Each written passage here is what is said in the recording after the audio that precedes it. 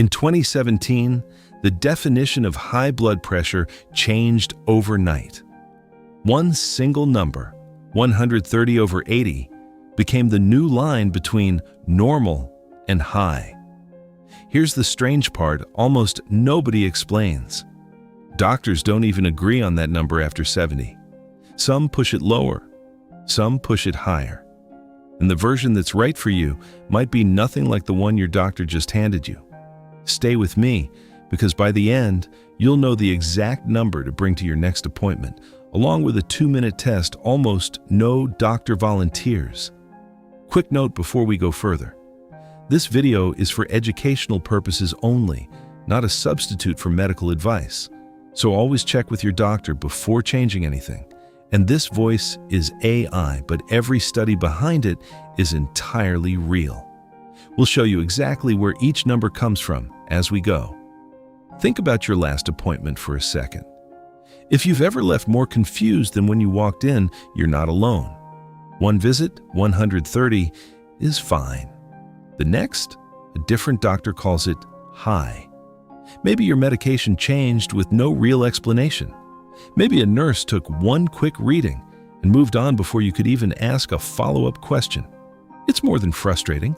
It's your independence on the line, being able to garden, travel, or hold your grandchildren without worrying about a dizzy spell catching you off guard. Truth is, you're not imagining the confusion.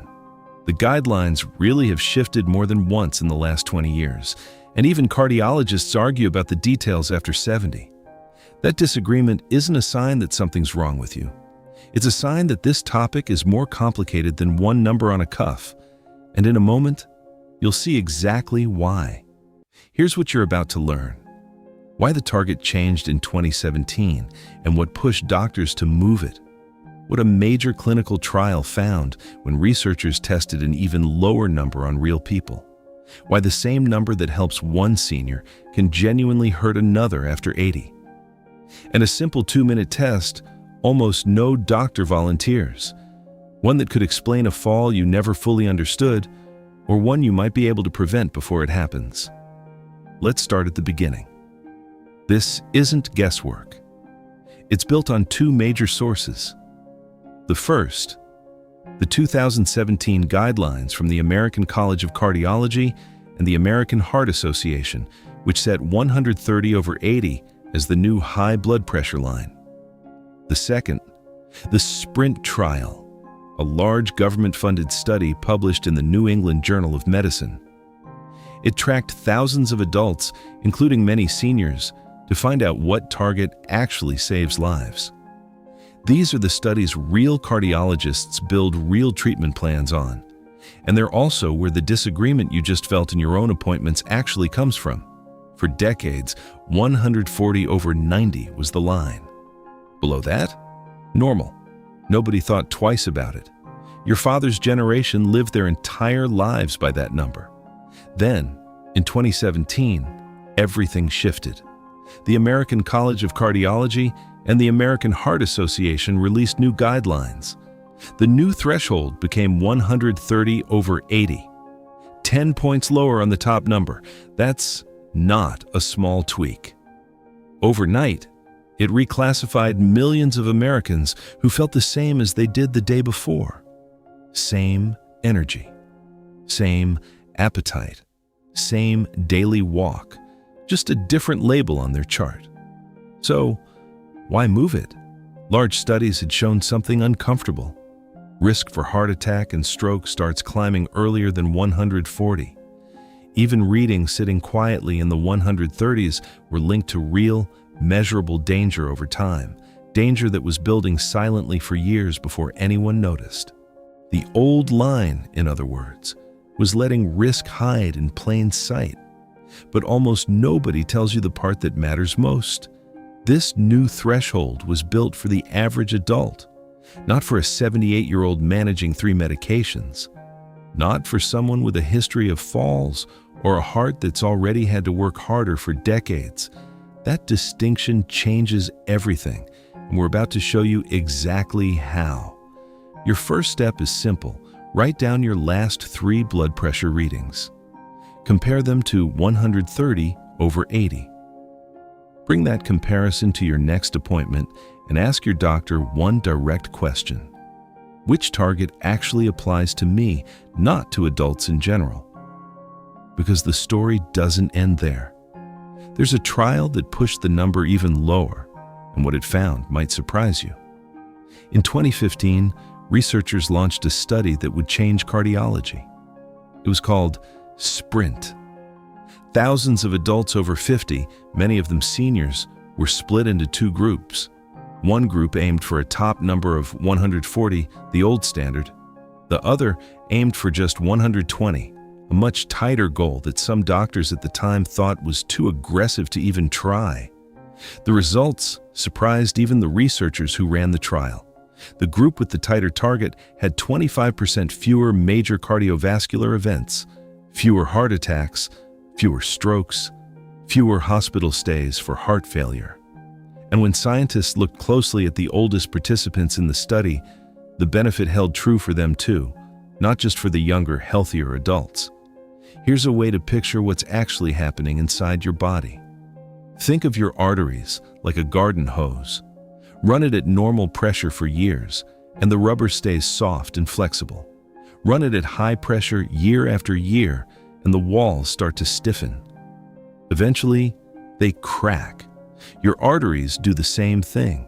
Constant pressure wears down the inner lining, quietly, a little more each year, long before you'd ever feel it happening.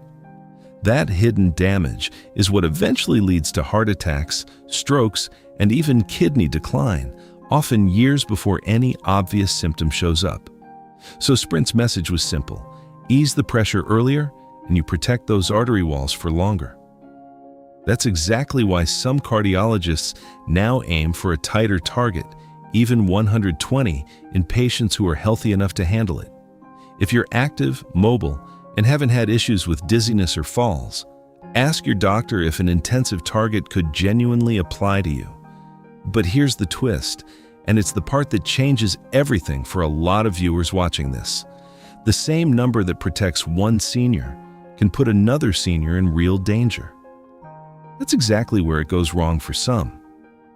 Picture this. You stand up too quickly and the room tilts just for a second. For a lot of seniors, that's not just a passing moment. It's a warning sign your body is quietly trying to send you. It's called orthostatic hypotension, and it becomes far more common as we age. It means your blood pressure drops suddenly the instant you stand up, because the body's natural reflex for adjusting blood flow slows down over time. Research suggests this affects roughly 3 in 10 seniors, and the risk climbs the older you get. The problem is this: when medication pushes your baseline blood pressure too low, that standing drop gets worse, not slightly worse, dangerously worse, sometimes without any real warning beforehand. The result isn't a longer life. Sometimes it's a fall, a hip fracture, a hospital stay that turns into months of rehab, or a loss of independence that never fully comes back even after the bone heals. For someone over 80, that fall can matter more right now than a number that's a few points high on paper. That's the real trade-off happening behind the scenes in your doctor's office, even if nobody ever says it out loud. Push too hard for the perfect number, and you risk trading one danger for another. This is exactly why age, frailty, and fall history now shape a senior's personal blood pressure target, rather than a single chart built for everyone. Try this simple test today. Sit for 5 minutes. Stand up. Wait. If you feel dizzy or lightheaded within 1 to 2 minutes, write down exactly what happened and tell your doctor. This is where theory meets real life. Meet someone who lived through exactly this and what her story changed for her doctor's approach going forward. Meet Dorothy.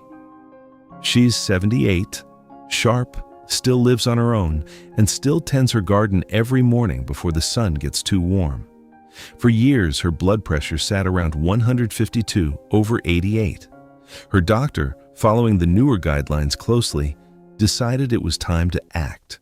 Within 6 months, her number had dropped to 124/76.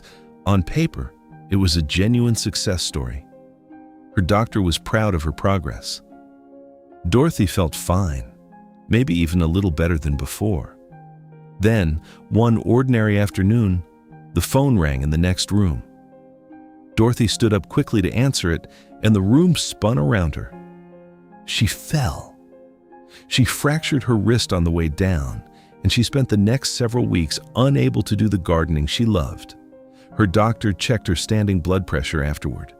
It had dropped nearly 25 points the moment she stood, far more than it should have. A textbook case of orthostatic hypotension, made worse by a target that had, without meaning to, pushed her a little too far. Her doctor made a change, not back to where she started, but into the low 140 ES, a middle ground built specifically for her body, her age, and her history. Over the following 2 years, Dorothy never fainted again. No more falls, no cardiovascular events either. Her garden and her independence stayed exactly where they belonged. Her story isn't a warning against treatment. It's proof that the right number isn't a universal rule handed down from a chart. It's personal, shaped by who you are, not just what a guideline says on paper. If you've ever felt dizzy after standing, don't wave it off as just getting older. Tell your doctor before your next dose increase, not after a fall like Dorothy's. There's one more test left, and it might catch something completely different, something almost nobody thinks to check. Here's a test that takes less than 5 minutes, and almost nobody asks for it, including a lot of people who've had high blood pressure for years. Most blood pressure checks measure just one arm, usually whichever one is closest to the cuff or the machine in the room, purely by chance. But your 2 arms can tell 2 very different stories. A gap of more than 10 points between your right and left arm isn't just noise or a measurement error. It's a signal worth paying attention to. Studies link that gap to peripheral arterial disease, a narrowing in the blood vessels that can develop quietly without a single symptom over many years. That narrowing on one side often hints at similar trouble elsewhere in the body, including in the vessels that feed the heart and brain. The test itself is simple to actually perform. Measure one arm, then measure the other. Same sitting, just a few minutes apart, ideally during the same appointment. At your next visit, ask for both arms to be checked, not just one. If you monitor at home, alternate which arm you use across readings so you can compare them yourself. That's the 5th and final piece of the puzzle. This is what it all adds up to. 5 things you now know that most people don't. 1. 130/80 is the new standard, but it was built for general adults, not specifically for you. 2. The SPRINT trial found that a tighter target, near 120, cut major cardiovascular events by 25%, even in older adults. 3. After 80, some doctors accept a higher number, near 150, specifically to protect against dangerous falls. 4. Dorothy's story showed exactly how that balance plays out in real life and what changed for her doctor because of it. 5. A gap over 10 points between your arms can quietly point to arterial disease a single check would miss. There is no one perfect number for every senior watching this. Your number depends on your age, your risk of falling, and your overall health, not a chart built for the general population. At your very next appointment, ask 3 things. What's my personal target, not the standard one? Can we check my blood pressure sitting and standing right here in the office? And can we check both arms today so we're not missing anything? 3 questions, 2 minutes. A conversation that could genuinely be the difference between staying independent and ending up like Dorothy, mid-fall, on an ordinary afternoon. Before you go, I want to ask you something. Have you or someone you love experienced any of these signs? Dizziness when standing, an unexplained fall, or a reading that never made sense? Tell me in the comments below. Just one word or one sentence is enough.